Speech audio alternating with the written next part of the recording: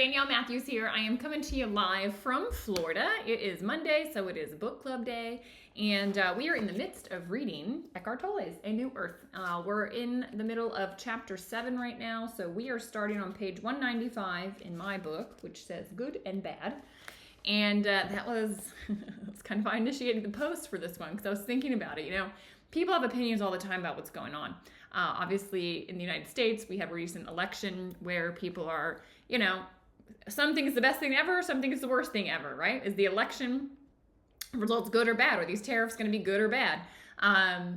When you get sick, is it good or bad, right? We have these situations where, you know, our mind will tell us, oh, this is a good thing because, or this is a bad thing because. And this part of the book, right, really does a beautiful job explaining. And, you know, as I was reading, I was thinking about a story. I don't know if you guys have heard this. I think it's a Chinese proverb.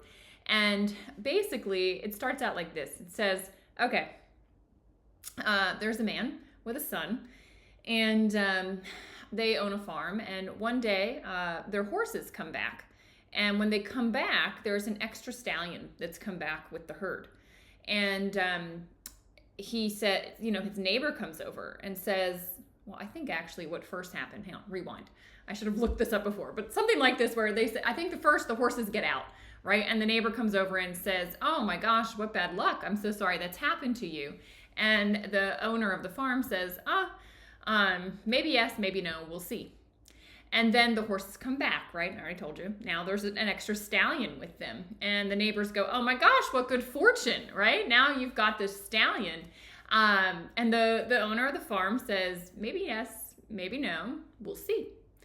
And then the boy is trying to break the stallion, right? And is riding the stallion and gets thrown and breaks his leg.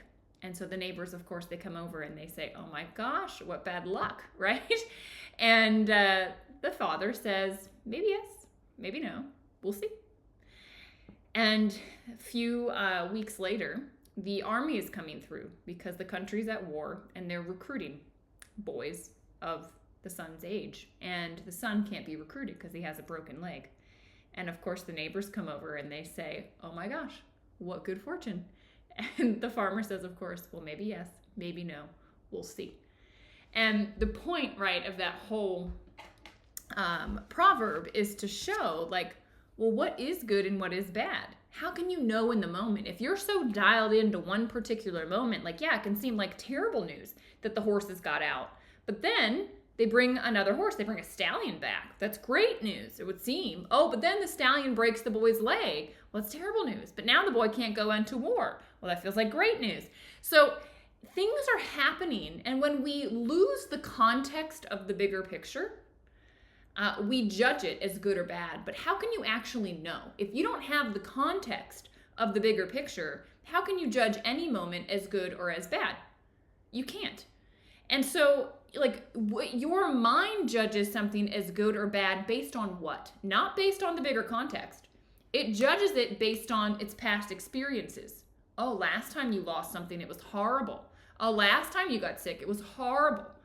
You know, or it says based on societal norms or your friends or your family or culture, right? These things will tell us this is good, this is bad. These things are good things, these things are bad things. But were any of these situations in that story actually good or actually bad? In the grand scheme of things, it kind of flowed. Like life was unfolding, and because of what maybe seemed like a bad circumstance, ended up being the perfect thing for the next moment. If you lost the fact of the whole story, you get lost in the moment, like the neighbors. Oh, this is great. Oh, this is terrible. Oh, this is great. Oh, this is terrible, right? And that's what happens here. By the way, if you're joining me live, let you know when you get here. Hey, Tina, and hey, Charlotte. If you're watching the replay, of course, let me know you're watching the replay. I just dove in today. There's so much to talk about. So on page 194, you know, the wise man's maybes signifies a refusal to judge anything that happens. Instead of judging what is, he accepts it, and so enters into conscious alignment with the higher order, because the higher order already knows. It already knows what's needed. It already knows that, hey, in order for this to happen, this seemingly unfortunate circumstance has to happen so that this can open up and blah, blah, blah, blah, blah, right? And it says, he knows that often it is impossible for the mind to understand what place or purpose a seemingly random event has in the tapestry of the whole. But there are no random events, nor are there events or things that exist by or for themselves in isolation. Right? Nothing is random. Everything has a purpose. Everything is allowing for something else to unfold. Maybe it's for your soul's journey and your soul's learning that, you have to look at the circumstance and be able to see the full picture, right? You have to back up and see that broader picture. And that's exactly what he's getting at. And that's what this proverb was getting at. So does that resonate with everybody? I think it's an important kind of lesson that started off this whole thing about nothing is actually good or bad.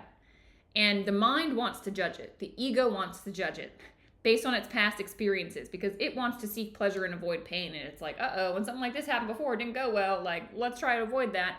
And so it has preference. It judges, this is a good thing, this is a bad thing. But truly, the secret is not to judge. He talked next about this Indian philosopher, right, that spent decades trying to explain philosophies. And then one day he says to the group, let me give you the secret. The secret to everything. And his words were what? Do you remember? I don't mind what happens. His secret to life, his secret to happiness, his secret to all the philosophies. I don't mind what happens. Because if you mind what happens, you're getting drawn into the ego. You're getting drawn into preference. You're getting drawn into something that has a limited view. It's like looking through an aperture that's this big.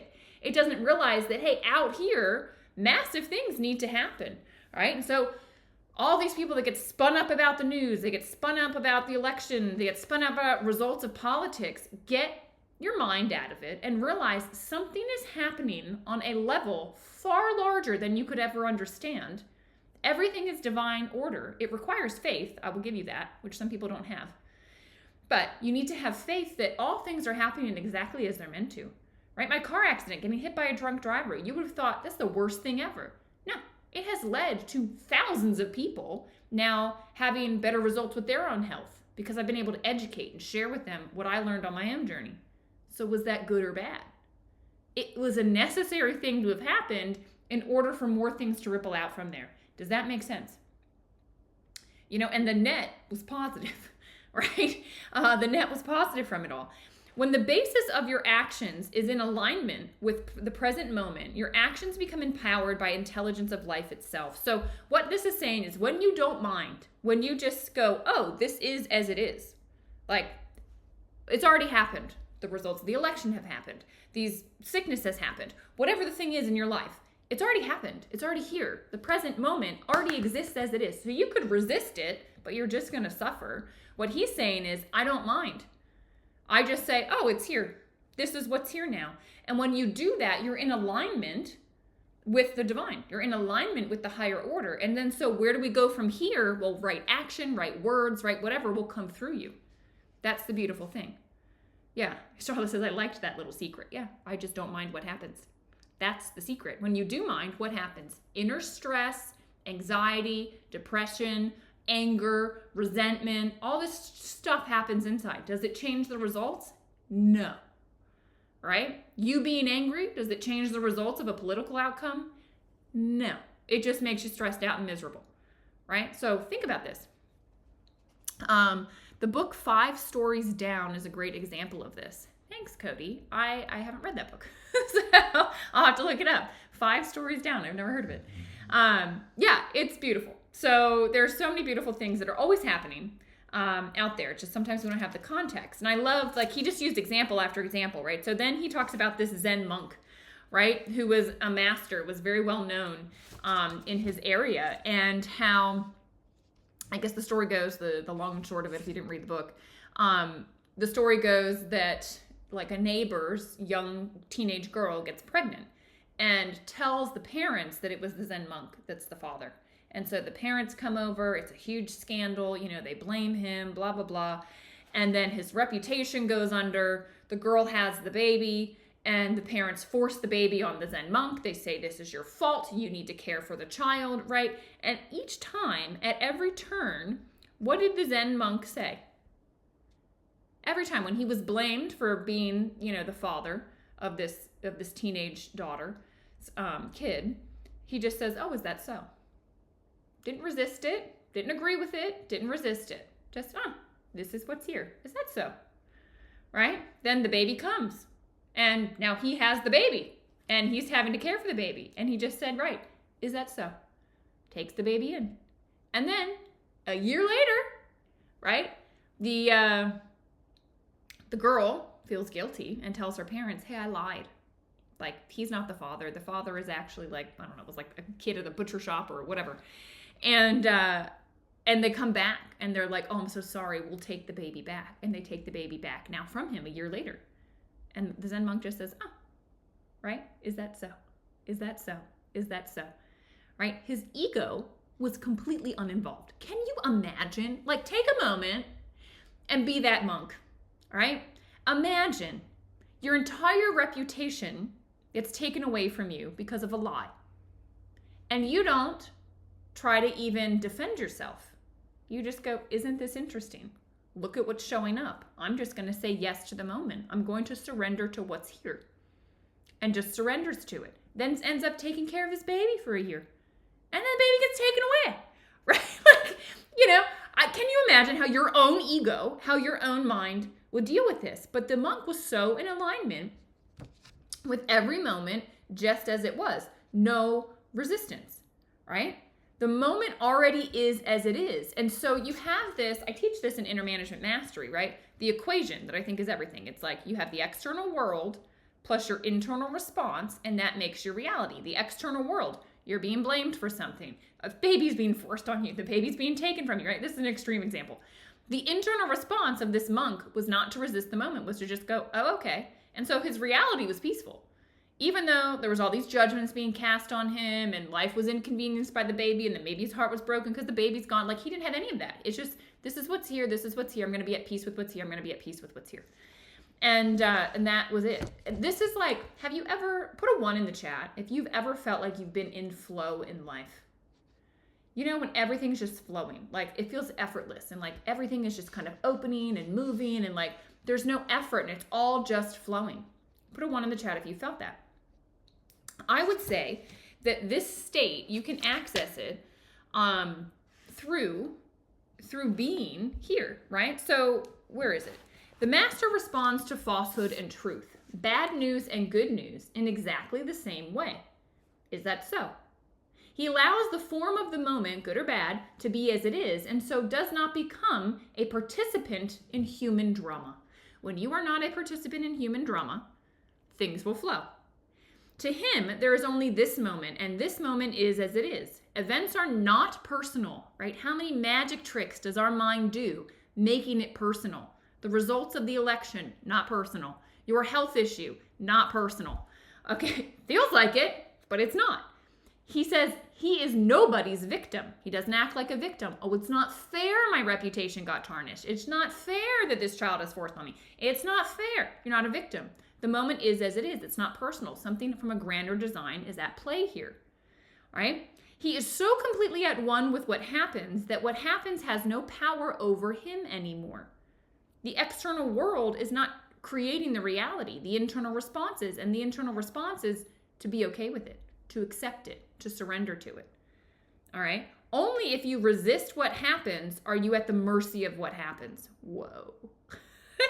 Only if you resist what happens are you at the mercy of what happens. And the world will determine your happiness or unhappiness. Only if you give the external world permission to make an internal response inside of you do you create a bad reality. But the internal response is there. You can have a conscious internal response to reality. You can choose, I'm going to accept it. I'm going to be at peace with whatever happens so that my life is at peace. Versus if you don't, you're going to be in freaking turmoil all over the place, getting hit by the waves of life. I'm just telling you, that's what you have in store. Right?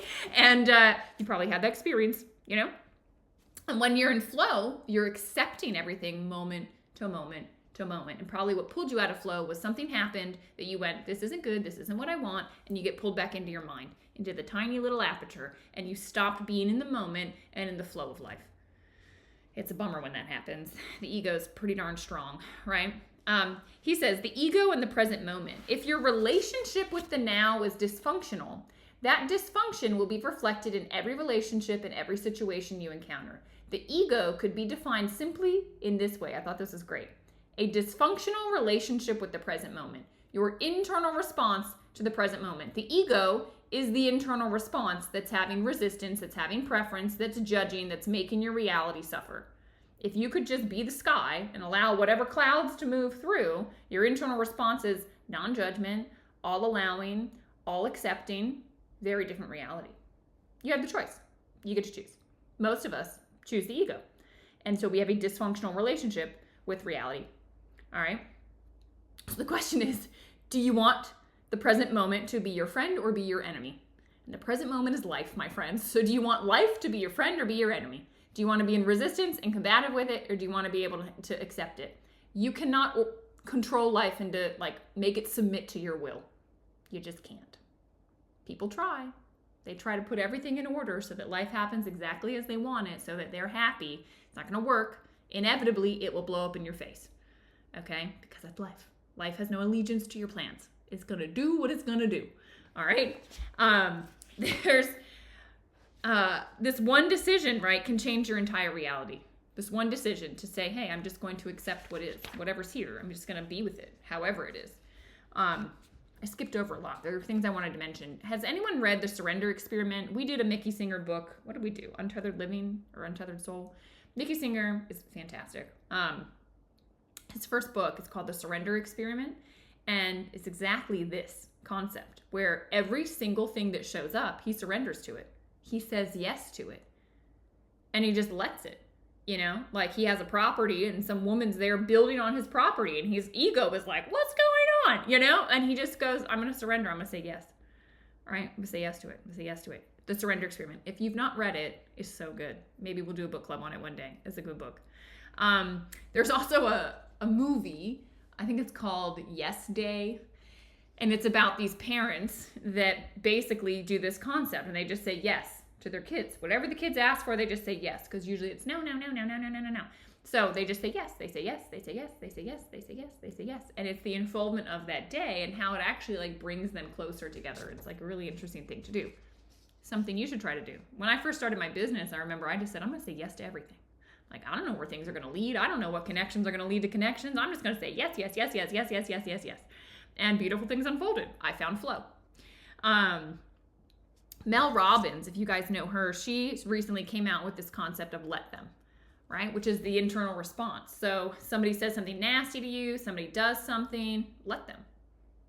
Make the choice to let them. Don't resist it. Allow it to be. It's the same concept, right? So a lot of people are getting at this same truth where it's hey, stop having a dysfunctional relationship with reality. It already showed up. So be with it. Just, oh, is that so? Oh, maybe this is good. Maybe this is bad. Oh, we're just going to see. I'm a spectator here. I don't have the full vision of what's going on, right? You do have to have some level of faith that there is a bigger thing happening in divine order, all things in divine order. All right. So that definition of ego I thought was pretty interesting. Yes. Let go. Exactly. Let go, let go, let go. Just keep letting go. I'll share a story with you all because it's been interesting for me. So this is such a simple story. It's so silly. So I was taking my dog swimming at the local marina, and I should take a picture of this sign because it's really funny. So imagine, right, there's a beach, and then there's the place where the boats launch is over here, and then over here is kind of open, and you can swim over to a spring. And I was in the water here, and there's a sign on the beach that's this way. Okay, it's not out like this, it's this way. So people on this side see that, and people on this side see that. On this side, it says, no swimming, boat loading. Okay. So I'm over here, swimming with my dog, whatever, having a good time. He's rebounding from his injury, right, from his surgery. So we have to do some swimming. And so whatever, we're swimming, I'm having a great time.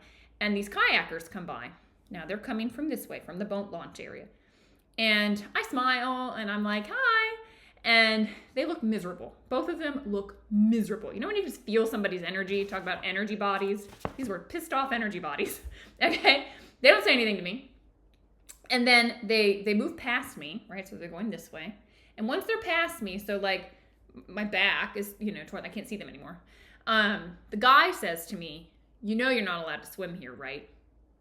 Like nasty, like a lecture, like a, and I, like it hit me, like pierced. And I'm like, oh, and, external world, internal response, reality. Now, my internal response initially wanted to like, roar, because on the other side of this sign, right, this sign, which he came from, said, no swimming, boat loading.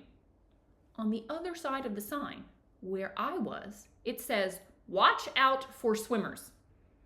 Okay? So I'm very much allowed to be there. And the sign says, watch out for me. Right? I had to move out of their way.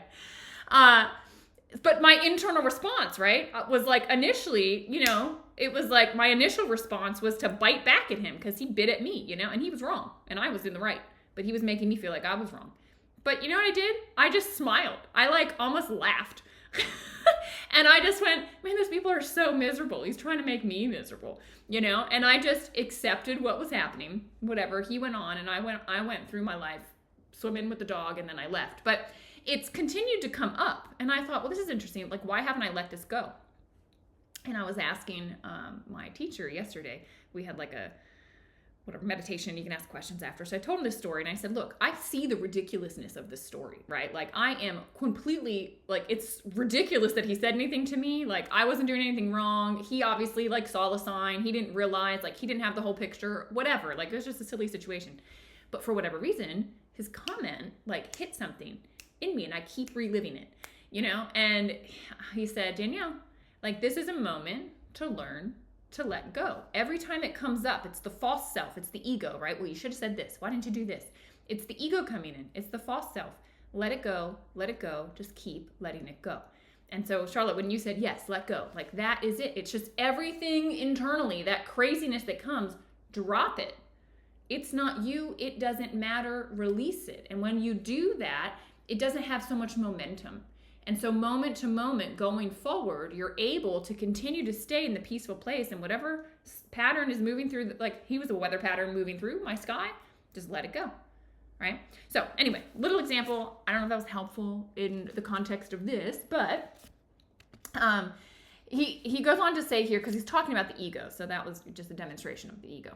Your sense of self depends on the past of your identity, Your sense of self depends on the past for your identity and the future for its fulfillment. Fear, anxiety, expectation, regret, guilt, anger are the dysfunctions of the time-bound state of consciousness, right? I got pulled into the time-bound mind for a moment, and I was like, I'm not going here. And I came back to peace. There are 3 ways in which the ego will treat the present moment. This is really an interesting thing. I've never seen this laid out like this. It will treat it as a means to an end, right? It gets you to some future moment that's more important. How often are you just feeling like impatient, like, oh, this is so pointless, whatever. It is acting as a means to an end. That is when your ego is creating the present moment into a means, this isn't important, what's important is over there, and we need to get over there. All right? Number 2, it will create it as an obstacle.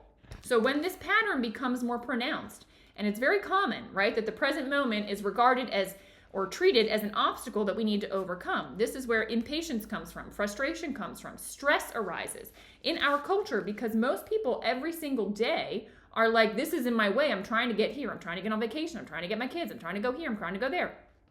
And so life, the now moment, is seen as a problem. And you come to inhabit a world of problems that all need to be solved before you can be happy, fulfilled, or really start living, or so you think. The problem is, for every problem that is solved, another one populates if you live in this perpetual way of being where life is an obstacle and everything that happens is an obstacle, And it's like saying, I'll be whatever you want me to be, says life, and I'll treat you the way you treat me. If you see me as a problem, I'll be a problem to you. If you see me as an obstacle, I'll be an obstacle to you. And people that don't realize and that are treating the present moment in this way and are living through their ego are having so many issues, so many problems with the present moment because they're seeing it as an obstacle. When it's not, it's life itself, And the last thing is, so you're seeing it as a means to an end, you're seeing it as an obstacle, or you're seeing it as the enemy. Let me read this to you. At worst, and this is also very common, the present moment is treated as if it were an enemy. When you hate what you are doing, complain about your surroundings, curse things that are happening or have happened, or when your internal dialogue consists of shoulds and shouldn'ts, right? This should happen, this shouldn't have happened, of shoulds and shouldn'ts, when you're of blaming and accusing, then you are arguing with what already is.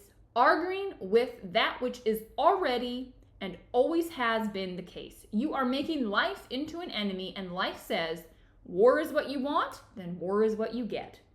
Your external reality, which always reflects back to you your inner state, is then experienced as hostile. Whoa. Just read that every day of your life. That one paragraph, page 203. Like, hello. All right, you are creating it through your interaction if you're making it an issue.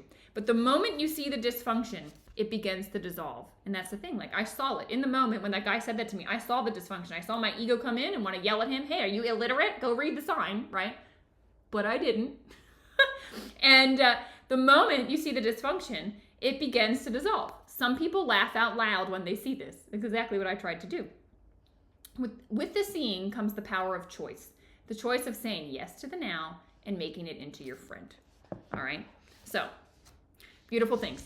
In the last couple of minutes here, he kind of ended this part of the book on the paradox of time, saying that everything basically is subject to time, but everything is actually always happening in the now moment. Like, yes, we get older. Yes, fruit rottens. Yes, like time is happening, but in the present moment is really the only place where we live. And I don't know, he got kind of like really philosophical on this. He was saying, we have circumstantial evidence that time exists because our bodies get older, we see the fruit rotten. But the truth is we only actually have like proof of the now moment. There is not evidence of anything else. And I was kind of thinking, we'll see if this relates, but I was thinking of, the cross. So the cross, obviously in Christianity has a certain meaning, but there's mystical meaning to the cross. And the cross, the horizontal, represents the time bound. And the vertical represents the timeless state of being. Okay, and so our mind is usually in time bound. It's thinking about the past or it's worried about the future. Okay, but in the present moment, if it sticks in the present moment, there's an intersection point where the present moment exists in alignment with the timeless. The timeless state of being, the now, is what's only ever here. And it's this intersection point where if your ego is not worried about the future or contemplating the past and it's in the now moment, it all of a sudden opens up access to the vertical. Is this making sense? So you can actually access the infinite. This is where you live in flow. This is where you've surrendered the mind, okay? When you stop focusing on what's been behind you or what's in front of you, you have access to the truth of who you are, right? To God, to the divine, to the infinite. That's another mystical meaning of the cross. So there you go. If you didn't know, now you know. All right. Well, that was this chapter. I think here he says, when you bring an inner yes to the form of the now, to the form the now takes, that very form becomes a doorway into the formless. The separation between the world and God dissolves. That's the cross. So I'll read it again with that context.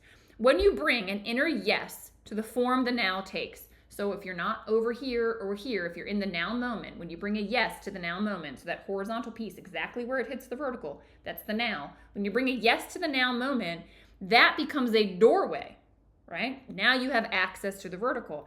It becomes a doorway to the formless. And the separation between the world and God dissolves. And it can only happen in that intersection, which is the now moment. High five me in the chat. Put a 5 if that makes sense. This is everything. Okay? This is why so much spirituality talks about being present, being in the now. Why? It's the doorway that opens, right? It's the intersection of the two. Maybe this was a better way to show it, right? It's the intersection point of the two. When you're not living so much in the mind, in the future or the past, you live in the present moment, you are able to open the secret doorway into the vertical, being able to access the truth of everything. Are you with me? It's amazing. Okay. It is more deeply who you are than anything of the world of form. So when you access this vertical, this is who you truly are. This is the witness that's traveling along with you, right? Through life, through the past and the future. This is the witness traveling through it all. And when you're in the now moment, you access the witness. Amazing. All right. Well, that's what I'll leave you with. So have a beautiful week, guys. This week, we are going to finish out chapter 7. So that goes through page 221, Finding Who You Truly Are. It's the vertical. That is what we will finish up with. If you've got any questions, I know I just left you with some heavy stuff there at the end.